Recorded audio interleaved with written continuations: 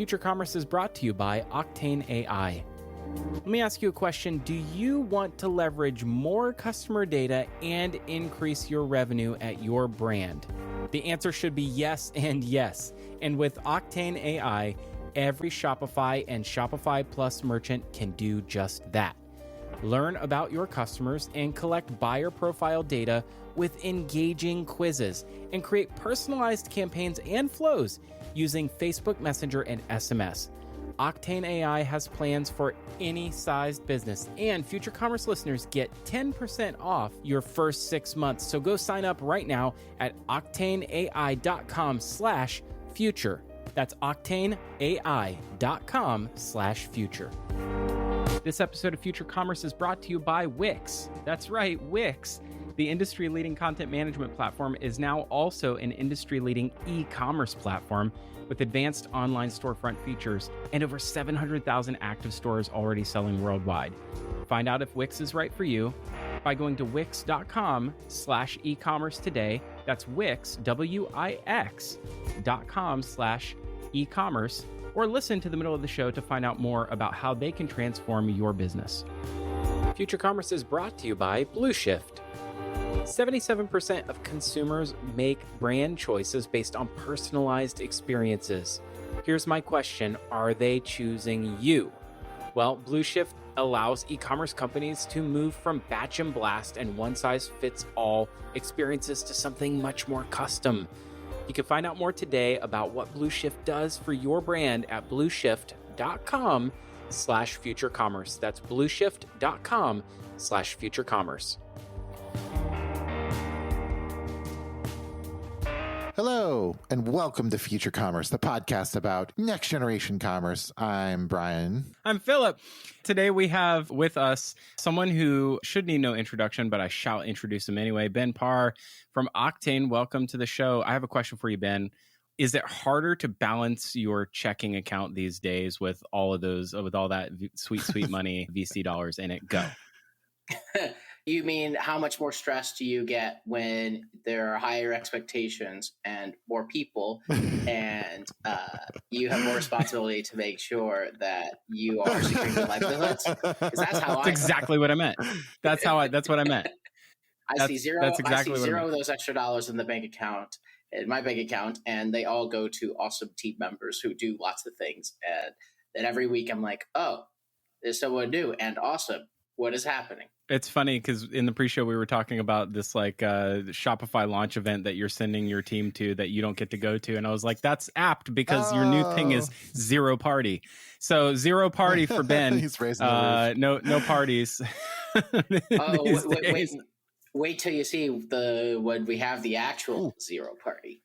Nice. There will be a party for the zero party. We're not always going to have zero party. I'm loving it. So there will be a party. There will be at least one party for zero party.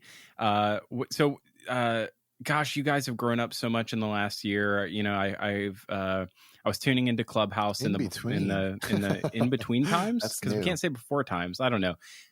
In between times, I was listening to Clubhouse. You know, you guys are on a hiring spree. Just all the product growth that you've had. Catch us up a little bit on what the last year has been like over there at Octane. Okay. So for those who aren't familiar with Octane, the tagline is we're the zero party data platform for Shopify and e-commerce brands. What that means is that we help stores and brands collect super valuable insights on their customers in a very direct opt-in kind of way, and use that information to personalize the shopping experience, because our mission has always been, with every product we've ever done, to make that relationship between brand and consumers just not suck. Because it has been one way, it's sucked, it's been, I'm going to blast you. What if it was like a human who would actually know, like, you don't like these things, you do like these things. Wouldn't that be better? And it wasn't just like creeping around, staring at you through the bushes like third-party tracking does. So this is a lot of stuff that we have launched. We have a set of products that gather this information and help you do that. The shop quiz was a thing that we launched last year. And then that helps you build these quizzes on your Shopify stores. We won the award recently for Best Storefront App from Shopify. We actually got Shopify itself as a customer. So if you go to the hardware store for Shopify, you'll find the quiz that they use to be like, you're trying to figure out what hardware you need, go take the quiz, powered by Octane AI. That's so great. And that's become like a default for quizzes in the Shopify ecosystem. And then we launched a new product a couple weeks ago that has gained a lot of traction very quickly, called Conversational Pop-Ups. And that one is, pop-ups have not really innovated in the last decade. They are like, it's the equivalent of somebody walking into a store and the store associate being like, yo, give me your email, I'll give you 10% off, which doesn't sound like fun at all. But what if it was a pop-up could actually like ask something that would help you? Like, what are you looking for? Okay, here's like some of the items you might actually be looking for. Let me get your info so I can send you more stuff. That would be great. That's what Conversational Pop-Ups does. It uses the quiz technology within a pop-up to like ask a key question and make a recommendation. And it drives just a lot more sales because your pop-up will actually recommend products within the pop-up. And instead of like 3% or 4% like conversion rate on your email opt-ins, you might 4 or 6x it, 20% plus, depending on the brand. So we're collecting that information using these two tools. And then we have a set of tools that help you leverage that information and a bunch of integrations too, because data is useless if it's siloed. So we have Messenger, we have SMS on the platform. You can send more personal targeted messages based on this data. If you know they're a cat or dog person, suddenly all of your sequences can be personalized and then connected to the rest of your stack, like Klaviyo, for example, to do deeper personalization over your email marketing. And then we have a bunch of integrations we'll be announcing before the end of the year. I will say one of like the next ones, which is Zapier, so that you can connect it to all sorts of things you're doing. There you go. And then it becomes, an integral part of getting that data into other parts of your organization outside of just the e-commerce point of sale. Integrations. Integral operations. Gosh, that was terrible. You're innovating in all the ways I think that are meaningful, and at just the right time. We've talked about quite a bit. IDFA, cookie changes, cookieless future. These are things that are used to be at some point in time theoretical problems that some future person would have to face, and now they're actually very real parts of the challenge that I feel like we've come full circle here, Phillip. Like when we first started Future Commerce, like 5 years ago, or whatever it was now, like we started talking about conversational commerce and like what good conversational commerce would look like, and I think what we're hearing is that like we've all been thinking about conversational, in such a like push, not a pull kind of way. And what Ben and his team are doing is they're actually making it a real conversation as opposed to just pushing information at people and hoping they talk back. Giving tools to sort of elicit the open-ended nature of like, what, like, who are you as a person, exactly. rather than and do I have a product that suits your needs? It also, I think that this sort of illustrates that this can't be done in a silo by itself. You've got to interact with your other channels, hence the integrations. So I think that's huge. I think that's a huge part of making this successful. I think it is. I'd love to get some validation here. Like these are hot topics everybody's talking about. I'm dropping them because they're great SEO for when the transcript comes out. But I'm guessing that you sensed that these were things that would be meaningful coming down the pike, and you built for that. Or did you just get lucky? Ben, that's for you. The answer to everything's always both. But we did see the privacy changes going down the pike. Like maybe not to this quick an extent, to be honest. But GDPR and CCPA and the others are like clear indications that, users want more control over the data. That makes total sense. And then iOS 14.5 came out. And that's like a big changing point for us too. And I think for everyone in e-commerce, it's definitely the number one talking point I hear from a lot of brands. So iOS 14.5 came out, which gave users the ability to opt out of getting tracked by the apps and sending data to apps. And what that meant was that Facebook would know like everything you clicked within the mobile app. They don't know that anymore. Apple doesn't send that. Apple doesn't send a lot of data now to Facebook because lots of people opted out, which makes sense. But that was a lot of the core of retargeting ads in particular, and being able to be like, you did this, you did that, you should be sent these ads. So in the beginning, maybe not a lot of impact because only a small percentage of people had opted out. But as more people have adopted iOS 14 and opted out, and more people hear you could opt out, the impact has been more pronounced. I've been on the road talking with our customers, and they're seeing drops of 20, 30, 40, 50% in their ad conversion rates, and, spending more and more. And this is like small potatoes compared to what they adorably call the COOKIEPOCALYPSE, which is third-party cookies will go away. It's not that first-party cookies go away. You're going to still be able to log into websites with cookies. That's needed. But the tracking done with third-party cookies, tracking you across the internet, there is a point in the near future where that is gone. And that is like the core of retargeting. And so, lots of brands are trying to figure out what's the solution to this. This is like, they haven't even come up with a plan. It's all so new. And it's really important to figure it out now because it's already impacting your business.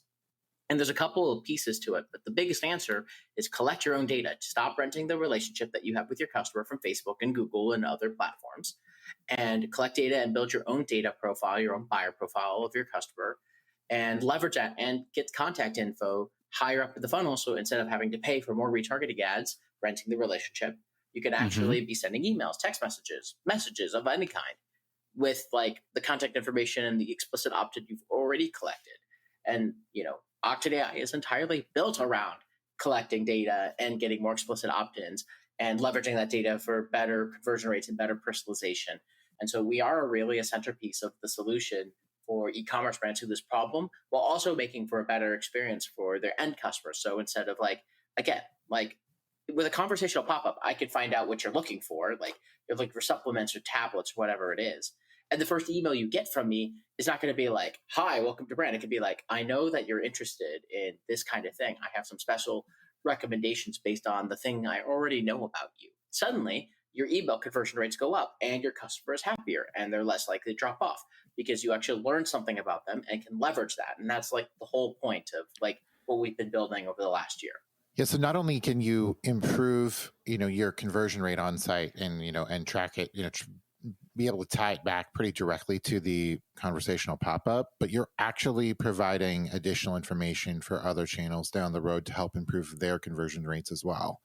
And so the beauty of having zero-party data is that, it's something that can be leveraged in any way because customers know that they've given it to you. And I think that to me is like, this is something we've talked a ton about on the show, and others that you're partnered with have been beating this drum as well. Klaviyo and others have said, you need to own that relationship. It needs to be something that your customers and your potential customers expect from you, not something that blows up their email feed or blows up their Facebook feed and fills it up with a whole bunch of stuff that they feel like they had no connection to in any way.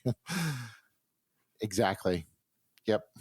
It's manipulation, like at the end of the day, right? It's which certainly we've been very principled in times past about the nature of the relationship of the marketer. It's like it is. You could say that it is like the marketer's job. Well, let's step back for 1 second. There's an amazing book that I don't know if anyone's read by Blair Enns, and it's called The Win Without Pitching Manifesto. It's a fantastic read. You can also listen to it for under 2 hours on Audible. Super quick read. The thing that hit me over the head that when I read it the first time, that just like completely changed the way that I thought about what like a salesperson's job is. Like think about a classic sales role in like in an agency. It's that a salesperson's job is not to persuade. A salesperson is not a persuader. A salesperson is a facilitator of next steps. That is the job of a salesperson. And when I think about what all of these bits and bobs, these tools, these apps that we put onto and any tool, even retargeting, remarketing, they shouldn't be methods of persuasion. we should see them as facilitators of next steps. They help a customer find the next step that they were already in search of. They're not subversively trying to convince someone to part with money that they weren't already convinced that they would part with if given the right opportunity. And what I think that what some B2B SaaS plays are doing better than others, and Octane's one of them, is they've understood that it's about incrementality of next step. Like, how do I help a brand and their customer to facilitate the next step? That is, if we all understood that, I think we would be having different conversations. It's not just about how do I reduce CAC. It's about how do I help a customer find the thing that they're in search of. And I think that's very human-centric. And here's your soapbox back. Sorry. Thank you for coming to my TED Talk. It wasn't even my original thought. Someone else's. Now I sound smart. But I think it's a really important thing to be saying. Is like these are modern modalities of having the kind of clienteling relationship you would have in store in like yesteryear. So I'm thinking like, tell me more on at least on these conversational pop-ups. Where the possibility is and like where this can go, and like what are some of the creative uses? I've seen so many creative uses of Octane and other iterations. Like, what are some creative uses for guided pop-ups? And because I think some marketers would tell you that there's like this truism that pop-ups are bad, but everybody uses them anyway. So tell me how they could be good. The first thing is stop doing what everyone else has been doing for the last 10 years. My first thing is always, I just compare something to the equivalent of what it would be like in store, right? So like when the quiz, like originally when people would go to the website before the quiz, it was, hi, there's a warehouse. Good luck. There's just a warehouse of things. That's not the experience in the store you want. You want to have like a person there being like, well, let me help you. You know, do you have a cat or a dog? Are you looking for this supplement? You know, what's your size? You know, and that leads to like a better experience and a conversion. That's the quiz. The quiz is the online equivalent. And then the pop-up is the greeting, because pop-ups today are screaming at you to give you an email address. You know, conversational pop-ups are pop-ups. The Octane AI pop-ups are asking a question first, which is like what you would do when someone comes to the store. Hey, how can I help you? Hey, what are you looking for? Hey, what would be like what's the next step you're looking for, as you were talking about? And so, definitely one of the most common question I see is like, what are you looking for? Because everyone's looking for something like of specific when they come to a store. And then from there, you can go and like make some recommendations to get started or to start like customizing the experience. There's some more creative ones where there may be like, there's like a binary. They're like, are you like, what's the fashion like look you're going for or something like that. And there's been like, I'm seeing like more interesting like ones are just like, there's ones that are qualifiers for like plants, for example, like what is the lighting in your house? And that could suddenly change the plants that you should get recommended by a lot, actually. And so that's like the question. Mm-hmm. And then you need to always get the like, be like, look, I can give you like, send you results. I can give you something of value, like for email or a phone number, I can send that to you. That makes total sense to a lot of people. A lot of people do that. And then the last step is like, once you give an email or a phone number, the pop-up in the same thing will start just recommending. Here's like, here's like some of the best shoes that we have available, since that's what you're looking for. Here's some of the best, best alcoholic beverages you're looking for. You're looking for red wine. I have a list for you. Suddenly, like they don't even have to go browsing anything. It's, right there at the front for them. That's like the simplest version. You don't have to spend a ton of time doing this. Like it will not take more than 5 to 10 minutes to set up a conversational pop-up. The whole point is add value, make it easy for yourself, make it immediate value for the end customer. Just don't do what everyone else has been doing, which is like, I will give you 30% off now, but give me your email address so I may spam you. You're actually building trust by being like, I helped you out. I'm helping you out. Allow me to continue helping you out. It's the scene in Jerry Maguire. I'm showing my age. It's the help me help you, right? It's this, which is something that's been so sterile in e-commerce for the longest time. I really want to hear more about, your challenges as a leader. I'm really fascinated with, you've had this exponential growth of customers, which, has its, I'm sure has like tremendous upside for sure. It probably comes with a lot of growing pains. And then you've had a tremendous amount of growth as I would say as like a boss. Like you're the boss of, like 100 people or something now. I'm sure things have changed dramatically since we first met, just about 2 years ago at Klaviyo Boston. How has that been? And how's that been like for you, just emotionally and dealing with this expansive, and very quick growth? Or how are you doing? And how are you handling your own leveling up as a leader? I mean, first things first, it's a team sport. And so, it's not like I'm president, co-founder. I'm very lucky to have an amazing best friend, co-founder, CEO in Matt Schlicht, who our skills very much complement each other. Matt is setting up vision. You should have seen, actually, he had his office. He printed out 50 different articles across the internet about the data privacy changes, because he's just I'm going to be the number one expert if I'm going to go talk about this, and had him painted on the wall, all printed and put on the wall, because it was easier than doing tabs, which makes sense to me, actually. And it's just look, I'm looking at all these articles, and the vast majority of people don't know what they're talking about and can't actually talk about this technically and what's actually technically happening. And, they're it's going to be a disaster. But why? What's specifically happening? What's actually causing the rates? Those are just that's all to say the having people, having co-founders with complementary skill sets makes it a lot easier. And I think of it less as there's leveling up you do over time, but it's really about leveling up your team. We announced 2 VPs, in the last, in the Business Insider article about us. We announced Alex Gorbich, who was the head of all business operations at Credit Karma. They sold for $8 billion. And before that, he was one of the first 40 or so at Zendesk. He's been through this. He's been through a lot of things that Matt and I and our co-founder CTO Leaf have not been through. And that's why we hired him. And he's doing amazing things we would never even think of doing. And then our VP of engineering, Vince, he was a VP at Campaign Monitor, JD Power, bringing structure and process, and helping us recruit a lot more engineers, also things that he just has more experience in. And we're adding more of those amazing VPs. And a great leader knows you have to have great leaders under you who are smarter than you in a lot of ways to make the dream happen, to make things happen. And so, I think and focus a lot on how can I make sure, how can we as founders, Matt and Leaf and I, to enable to the success of our executive team and the rest of our team? How can we get blockers out of the way?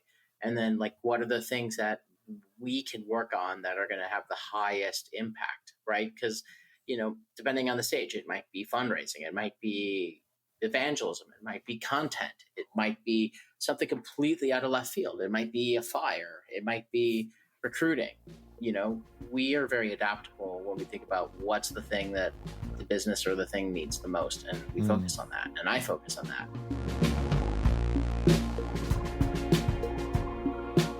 Hey, Phillip here to tell you about our newest sponsor, Octane AI. If you are on Shopify or Shopify Plus, and who isn't, am I right? Then you need what Octane AI has to offer. I am a huge fan of guided selling, and Octane AI has tools that allow you to get to know your customers on a deeper level and collect more buyer profile data. And what does that mean? Well, it means that you can use things like shop quizzes, Facebook Messenger, SMS, and opt-in tools to allow you to engage your customer more personally, so you can get on their level. More personalized campaigns and flows across all channels means more ROI. And that ROI that is driven from Octane AI is usable in other platforms with their integrations to other tools you're already using. Brands have already seen incredible results. up to 16x increase in email signups, and a 28% increase in AOV. That's average order value, money in your pocket. What are you waiting for? Octane AI has plans for any sized business, and Future Commerce listeners get 10% off the first 6 months when you sign up. So why don't you sign up today? Go to octaneai.com/future. Once again, that's octaneai.com/future, and tell them Phillip sent you. I'm a big fan of using the right tool for the right job. And I'm an even bigger fan of piloting and proving out a capability for your business before you go and throw a ton of money at it. And that's why I am a fan of our newest sponsor at Future Commerce, Wix eCommerce. Wix, the industry-leading content management platform, is now also a growing global e-commerce platform with advanced online storefront features. Solo creators, merch stores, limited releases, micro e-com sites, and oh so much more can be launched in under a day on Wix. Wix eCommerce lets you take control of your customer base and build repeat sales channels with integrated CRM and loyalty tools. You know, Wix might be the right tool for the right job for an entrepreneur, an omnichannel retailer, a brand to get up and run and launch and scale their online stores successfully. Why don't you give it a try? What have you got to lose? Go to wix.com/ecommerce today and join over 700,000 active stores already selling worldwide with Wix eCommerce. That's Wix, Wix.com/ecommerce. It's time once again for me to tell you about our newest partner, Blueshift. Channel-centric? Siloed? Batch and blast? One size fits all? These are the words no marketer likes to use, and no campaign that your customers want to be a part of. So why do these campaigns still happen? Why? Well, disconnected data and disjointed technology. Blueshift's Smart Hub CDP connects data and creates personalized, omni-channel experiences for leading brands like James Allen and CarParts.com. Blueshift provides catalogs for AI-driven product recommendations, advanced predictive segmentation capabilities, and creates custom audiences for your first-party data to leverage across almost any media platform so that you, the marketer, can make batch and blast a thing of the past. Learn more at blueshift.com/futurecommerce and get your copy of the Smart Guide to Product Recommendations for e-commerce and retail for free. That's right. Go to blueshift.com/futurecommerce. That's like, I'm super inspired right now that you share the credit with your folks. I mean, you could have just talked it all for yourself. I feel the same way with Brian and I on a much smaller scale, obviously. This is the Wayne's World. We're not worthy.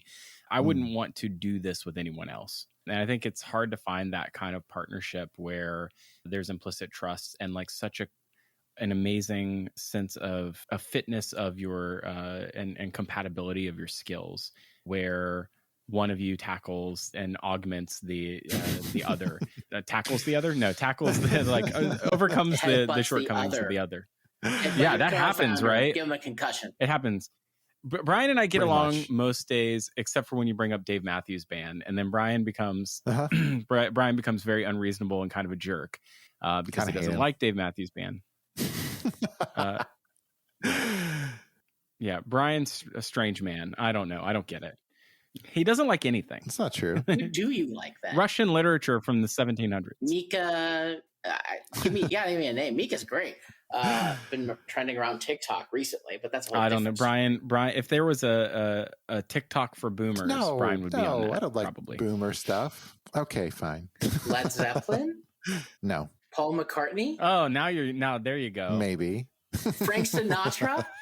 No, I agree with you, Phillip. I wouldn't do this with anyone else either. And Ben, I think it's super cool to hear you say what you said about how you work with your founders and your team. And I think that's huge. Like culture is everything. And you're setting a great example right here. And I love that. And I think about this in relation to our customers too, right? Like, and for us, that's like our audience and our sponsors, and for you, that's your clients and their customers, and how this actually comes back around to them ultimately. Because I think that the engagement between people is, when you treat your employees and you treat each other and you treat those around you with respect and care and kindness, it will flow out and over into your customers. And we had Melanie Travis on the podcast a couple times now, and I just think about the ethos that she brought to Andy, and like how that has flowed out to their customers, and an inspiring story and community that they've built. In fact, their customer service is practically driven by their community, which is just mind-blowing. And I can think of some other great brands and software companies out there that have accomplished similar things by investing in employees, investing in product, and investing in community, and treating everyone, with respect and well, and building them up, and sort of that almost that open source mindset to things, and even though it's not open source anymore, but it's like that, this is something we're all building up together, and it flows out to the end user ultimately. And so I love it. I love it. Open source is dead. No, I'm just kidding. You don't believe that. I know you don't. Ben, is Andy a customer, Ben, or are they a target? I had to go and check. The honest truth is shit is happening like all the time. And there's a bunch of names also, there's a bunch of names where like they're on they're like on one of the lists and then suddenly they're on the others. So also depends in the week. So I'm not 100% sure on them in particular. There's been a bunch of like big ones that have joined and started using Octane AI, especially for the conversational pop-ups. It's just such an easy way to get started. And you're like, I need to dip my toe into this zero party data pool. Like conversational pop-ups is like the way to go and dip your toe into it. And then there's a couple of interesting case studies coming out pretty soon too. But it's a larger and larger percentage of Shopify that's starting to use us. Are there things that are? I know you're very Shopify centric. I'm curious what the world domination plans you might have could be. Are there other e-commerce platforms that you see as being strongholds where Octane can go widen its economic moat against its competitors? And what if you could name names, like what are some target platforms out there that you're keeping an eye on to see how they go?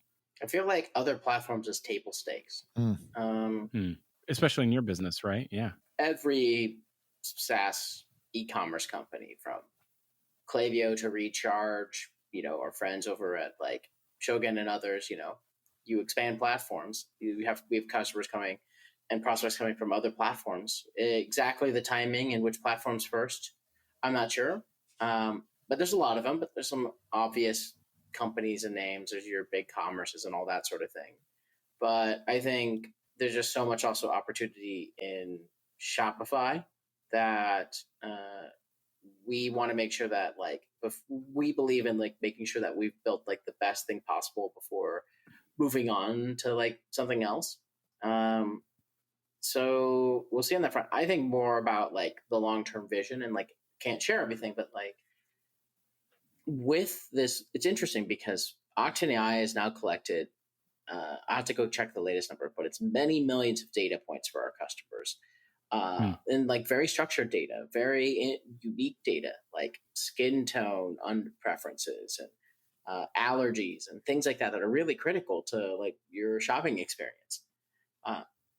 There's interesting use cases where we'll really leverage the AI in Octane AI and some stuff that we're building and going to be building that would help really leverage it to make it easier for merchants to understand their customers, to make it easier for them to gain insights automatically from their customers, and to use AI to be predictive about their customers and to give their customers a better experience by using some of that technology.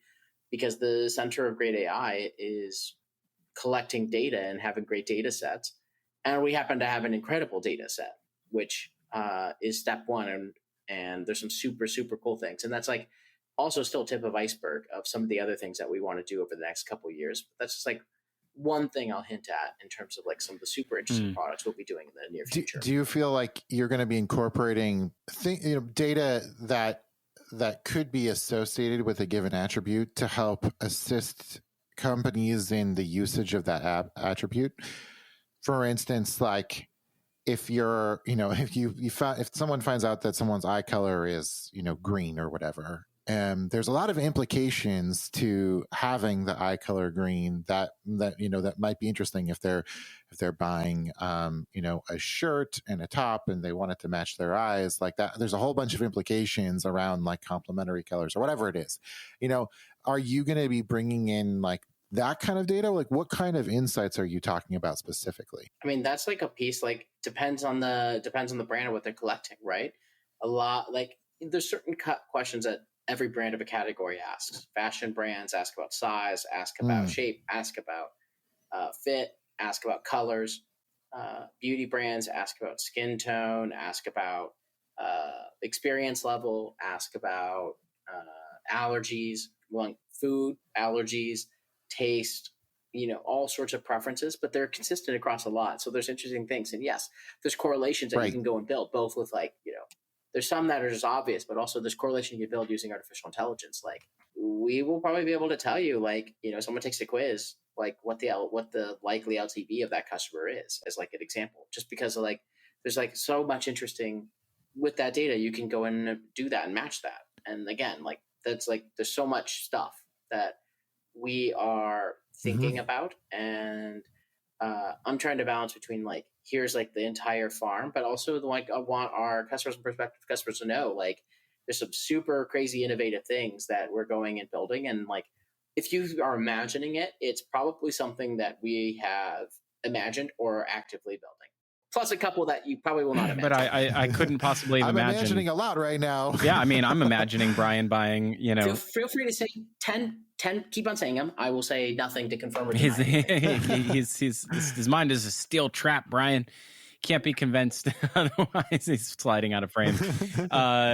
Brian, I just realized, like, you shop by eye color, which is not a thing I've ever heard anyone ever express as like a need. Like, I really need a shirt that brings out the thread of green in my otherwise brown eyes.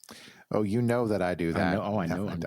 I've seen you shop at Costco. You kidding me? One of the things that I wanted to clarify is, so will you be using the aggregate data to drive the insights, or will you be using additional data that like based off of other people's analysis? So like the implications and correlations that you talked about, will those be based off of the aggregate data that's collected from Octane, or will that be based off of like outside analysis that you can apply towards the data that you have? The only thing I'll say on that is there's interesting applications for both. And like everything we do will always have like some kind of opt-in kind of component. Gotcha. Yep. Cool. Nice. You control your data. You control the data. And, as our friends at Klaviyo say, it's whack to track. I ate a cookie that... they sent you one of the cookies? They sent me like 6 of the cookies. They didn't send me the cookies. I was going to complain and be like, I want the cookies. I'm not sure I got the cookies. What's up with that? Were the cookies good? What's the next question? No comment. They were very pretty. It's funny. Kurt Elster had a tweet talking about the breakdown of the cookie experience. Like the box was a 9.5 out of 10. The cookies were like very beautiful. Their flavor profile was chalk. The execution was very. It was like the most. I'll be sure to remember this when we send him our upcoming package. I love it. Also, you guys, when we send our upcoming package, influencer seeding for B2B is a big deal. I think there's it's more important right now. I think, and maybe it was always important, and I was just blissfully unaware. But there was something that happened during the pandemic shutdown last year And depending on when you're listening to this, that sentence could still be relevant. We had this shutdown, and everybody's on Clubhouse, and it was like this in group of these B2B influencers. It's folks who have great Twitter followings, who people look to as being some sort of like a trend spotter or a maven of some kind. That is one of the few things that has stuck around as a concept through post pandemic, is getting these people to rep you is like the make or break in some cases. I suffer from being never having been ever a popular person, and the fact that I got these cookies is like a small miracle in my world. I don't deserve these cookies, and I feel like I'm part of the cool kids now, quite frankly. So you got the cookies. It's a new euphemism. I thought I was Bella in the first Twilight for the longest time, and now I'm Bella in the New Dawn Part 2 with these newfound powers. I'm gonna argue a little bit that we've been doing it for longer than the pandemic. Sure, I'm sure you have. This is I said very clearly. I don't know what I'm talking about.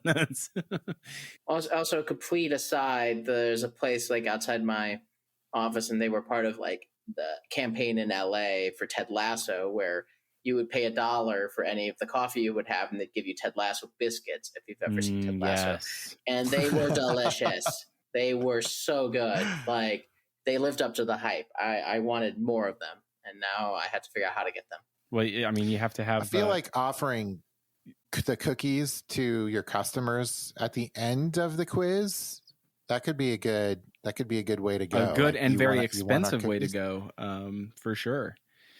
Shipping perishables. You know what Avalara used to do? Avalara used to send apple pies, and they would have a whole story about how Apple got taxed. The apples that were in the pie got taxed from Weren't state they just to state. acquired?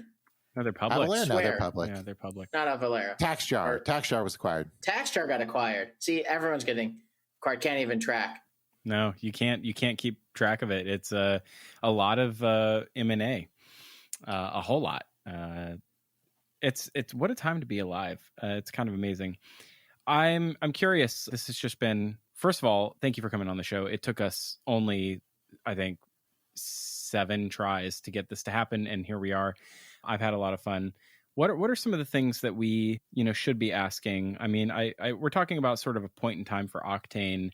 Maybe I should just ask out of curiosity. Fundraising at your stage, I think, is it's like the skill that you've developed, and I see how you help others acquire the skill too. You're not doing a whole lot on Clubhouse these days, but you were helping founders with pitches, giving a disproportionate amount of your time to helping others. You were doing, site critiques and drive-bys. And I think that those things are really powerful in the way that you're helping others in a community. I'm sure there's probably some folks that are listening that are just, looking at you and saying like, man, I knew that guy when. And you have a storied career. I mean, this is not your first rodeo. For those people that might be listening now, from your perspective, do you see yourself as like having a responsibility to steward another generation? Or are you giving back just of your own accord? Where does that come from for you to help others? And like, how are you going to continue that here in the months and weeks to come? You ask the lighthearted questions. Yeah. I try not to think too hard of like, what does that look like for you? I'm mostly just like, they need help. Okay, I know this topic. Let me go and help. But like, when I think about responsibility, like, I kind of like think like I have immediate responsibilities. I have responsibility to my customers to make sure that they have like the best like experience and product possible. And it pains me if and when we don't do that. I have responsibility to my team, and I want to make sure that like they are able to live good lives and to feed their families, and that I don't screw that up. Responsibility to myself to take care of myself, which is a really hard thing sometimes as a founder, and to make sure to take care of myself. And then, there's responsibility to the world, but it's more nebulous. It's hard to describe like, what is that? And so, I've had the same phrase since I was in college, and it's a very corny one, but a lot of my friends have heard me say it. It's a motto of mine, which is like, I have the ability and thus the responsibility to change the world for the better. And like what that exactly looks like changes up all the time. And I don't always see it as like everything I do has to help the world. Some of the things will go and like help me reach those points, right? Like, being at Mashable in my early days helped me build a network, helped me like, build companies, join boards, gain insights, help nonprofits, whatever it looks like. So I try not to get into my head too much about that. I just try to just be like, what do I need to go and do today? Or like, who needs help? Or someone comes in, there's like we want to like, have like, we're looking for some mentors. And I'm like, all right, I think I have enough time. Sometimes I overextend myself, and I have to be cognizant of that too. It's rare to find someone, who's had the career that you've had and who is building the thing that you're building, who is still as approachable as you are. It's been an honor and a pleasure to watch you do it, and really glad that you would give up any of your time to come on here. You just don't see the bodyguards. I don't see them. You just don't see the bodyguard right here. One right here. They're there. We know this. And then, like the 3 publicists and, the 15 But do you have forms, a bag man? You need a bag man. You need someone that like it whispers the person's name into your ear, can hand you your Avion face spray, that sort of thing. That's what I'm looking for. It's in his AirPod. Very specific. It's extremely specific. It's my bucket list goal. I'm going to have a bag man. Brian's going to have a butler. Brian has a whole thing about butlers. Oh yeah, butlers are better than bagmen by far. I didn't know bagman. Isn't it just like a PA versus like an EA, which is like a PA's role, like for like a Hollywood star, is like get the coffee. Well, I guess that is different than a bagman. Actually. Yeah, I didn't know that was a bagman. term. Okay, this has been great. Thank you for listening. And hey, if people want to go grab Octane and get some zero-party data of their own going for their own e-commerce outfit, I'm going to guess that you'll know where to tell them to go. OctaneAI.com on everything, at Octane AI, OCTANEAI. I'm at Ben Parr on everything, BENPARR. But really, you're a store. You're like, I have this problem, which is most stores. We're here to go and help. We have an amazing team that's there to help. I just say random things. Maybe once in a while there's a gem. A bunch of times it's irrelevant, but feel free if you are curious to follow me too. So I think you should. Thanks for listening to Future Commerce. Hey, lend your voice to the conversation. We know that you have thoughts. We want to hear them. Drop us a line at hello@futurecommerce.fm. There's always more episodes of this podcast and great insights to be had if you go to the aforementioned for futurecommerce.fm. Grab our most recent piece of research over there. That's called Services, the New Storefront. We've got a new one coming out called 9x9, the 2021 edition. It's going to blow your mind. 9x9, and the way to find out when that drops, hey, sign up for the list, futurecommerce.fm. We have a pop-up. It's not conversational. Might have to change that. Not yet. It's going to be. It's going to be. Thank you for listening, and that's it. Go listen to something else. You got time on your hands.